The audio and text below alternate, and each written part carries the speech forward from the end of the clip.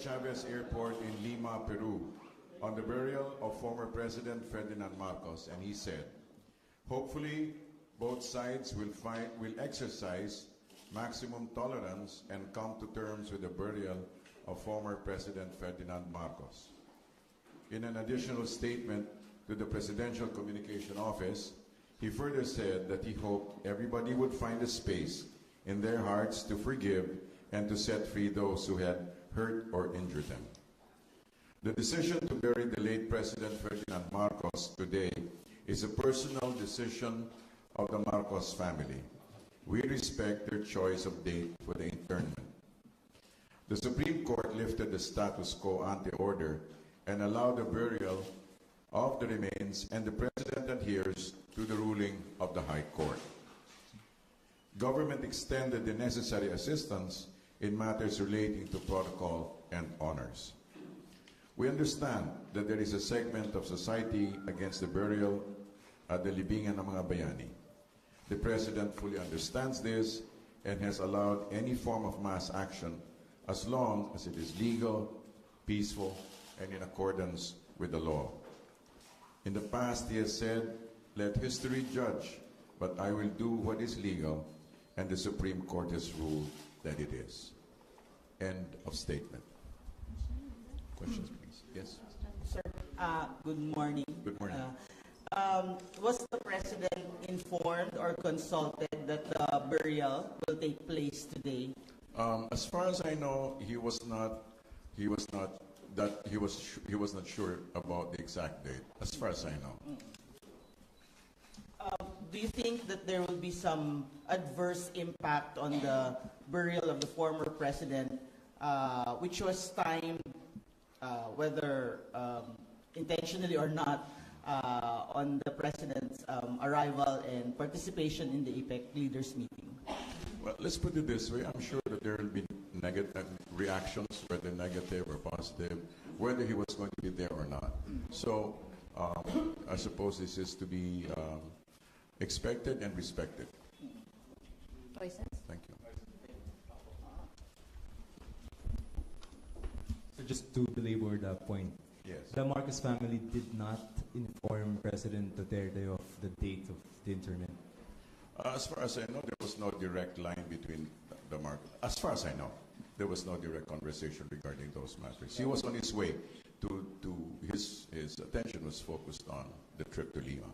But of course, you need a considerable amount of time for government forces to render assistance, right? So that must have been communicated to what office? There were other agencies that were attending to the matter. That's it for me then. Yusek, the President is the Commander-in-Chief of the Armed Forces, and I suppose the Army was informed beforehand of that date. So he was not informed by the Army of the date of the burial. Well, as far as I know, that the agencies are responsible for these matters, and since it's actually at the end of the day, it's a simple burial.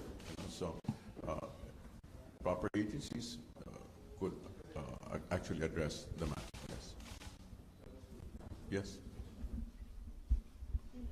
In one of the interview of the media, General Pato de la Rosa says the President informed him about the burial of President Marcos at the LNP. What's your reaction?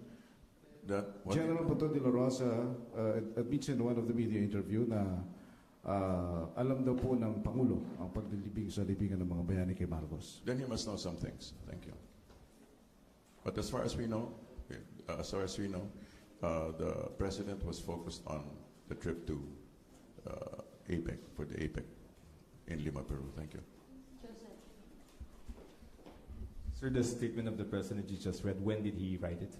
He didn't write it. He actually verbalized it to me. When you came down? Yes. Okay. Not came down. Before we came down. When I went up to him and asked, I told him that, sir, so-and-so has happened, and do you have any statement regarding this matter? And he did. So, nasa airplane, sir? Nasa plane pa kami.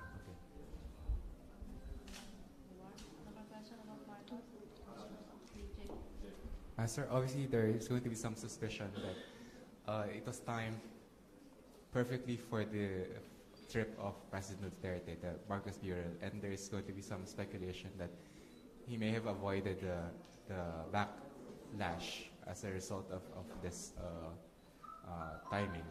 Well, whether he would have stayed or whether he left, there would always be some form of a comment.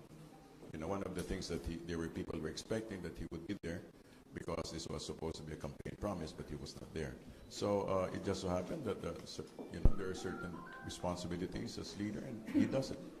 Sir, one of the reasons why so many people seem to be so affected or disturbed by this news is the sneakiness or the Yes. the sneakiness, the perception that it was done like a thief in the night. That's a quote by some of the commentators. I doubt that there's anything sneaky about the matter. In fact, it was part of his campaign promise, right?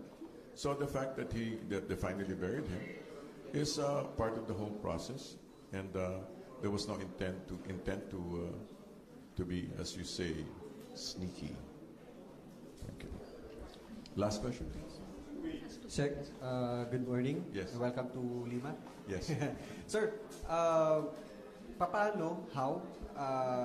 nalaman ng Pangulo yung paglilibing kay dating Pangulo Ferdinand Marcos at sino ang nag-inform sa kanya during the... Well, actually, I went up to him. I don't know if he knew about it, but when I went up to him, I assumed that I'm going by events. That's when he made the statement. So I assumed that was when he heard about it. For clarification, ito po ba yung... Come again? Yung lumapit po kayo sa kanya at napag-usapan niyo yung paglilibing na kay Ferdinand Marcos, ito yung galing na kayo ng Auckland patungo ng Lima? Kanina lang po. Upon arrival, and then there was news coming from social media, and so we talked with Sec Martin. I went to to the president, and I asked him. I informed him. He said, "This event has happened," and he said, "Do you have a statement?" So it was handled with regularity. Thank you. Last question. Yes. Was the president surprised when you told him that Marcos was buried today? Well, he certainly did not have a prepared statement, so I suppose he was surprised. Okay. Thank you. Any directive from the president kasi hindi may iwasan magkakaroon ng mga rally and may appeal kayo sa public regarding this? Yes, like the president said, like the president said that he hopes that we might find a space in our hearts to be able to forgive and set free those who have hurt or injured us. Also, in a more elevated sense of logic, he said that he hoped that the burial would actually bring about a cycle of healing for the Filipino people. And it has been a few decades, and in fact, practically a new generation has grown up not really knowing about the Marcos years.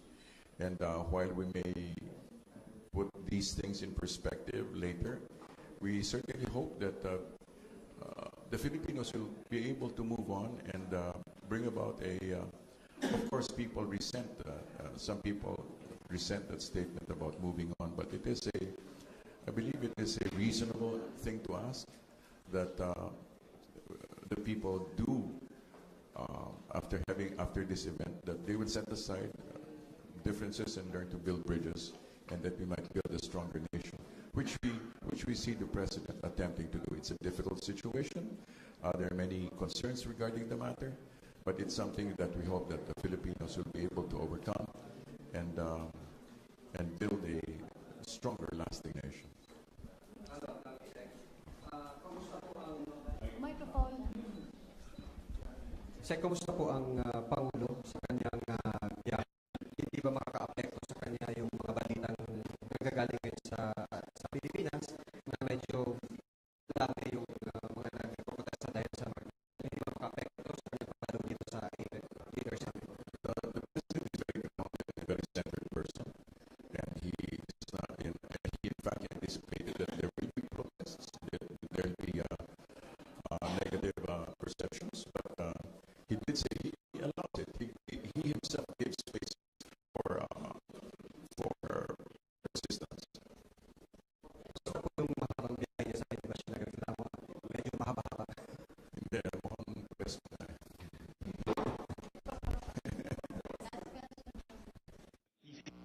the night. That being in the character na, you know, tumatakas talaga sa ano.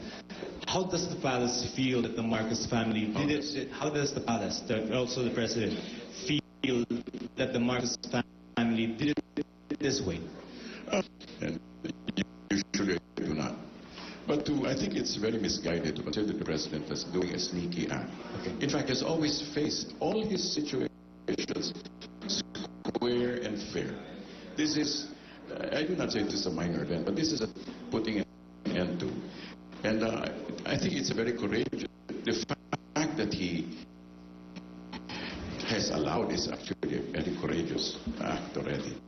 But I think the manner, the manner of what? the burial, na sikreto, tapos biglang sumipot na lang ng The burial belongs to the Marcos family, and he's being given a soldier's burial. So it is their private affair. And however they wanted to do it is it's out of the president's hand. It is the family's concern. Okay, fair enough. Secretary, do you think the Marcos family should apology once and for all? Should apology once and for all to diffuse or to erase all the hatred? I cannot speak for the Marcos family, but let them handle their concerns one by one. First they bury, and then as things will transpire, they may come around to that situation. But it's not for us to say that. Can we ask for your opinion, sir?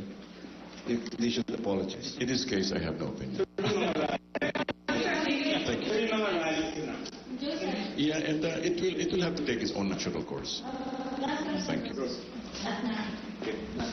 So, ang sinasabi po ng palasyo yung pangyayari po ay responsibilidad lang ng mga Marcos at hindi po ito cargo ng gobyerno. I believe that the president has done his part, and then the Marcos is also. So the actual burial itself belongs to the Marcos family. Thank you, sir. Thank you very much. Thank you for accommodating.